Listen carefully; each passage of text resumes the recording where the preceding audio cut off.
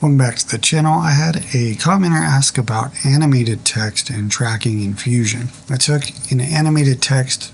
If you open your effects tab here, it's a little bit misleading, but down here under tools, templates, edit, you can get to your titles and even generators and some other things down here. These are some pre-built animated titles. Now I don't know if the commenter meant something you animated on your own or if they meant just using something with animation pre-built. So if we look at this call out here, it does this line animation and then circles this box and kind of goes for a minute. So I wanted to add that to previously existing video here. On my first video, I just used a text plus and just some generic text right over the top, and the tracker made it move. Now this one actually animates in, so I did the same thing.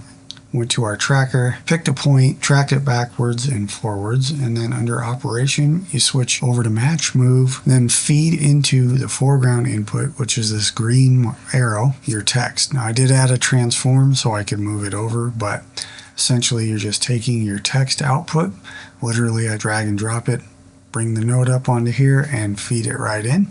So that's all I did.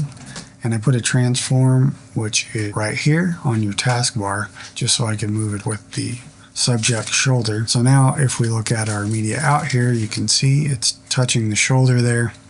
It starts out off screen, but then starts to animate on. And so you can use a pre-animated text in Fusion with a tracker if you access it from your effects tab down here. So if they write in and let me know some other kind of animation that pertains to that, maybe there's a different kind of problem they're having, and I'll jump back in and see if I can figure that out too. Hope you guys found that helpful. Thanks for watching. See you guys on the next video.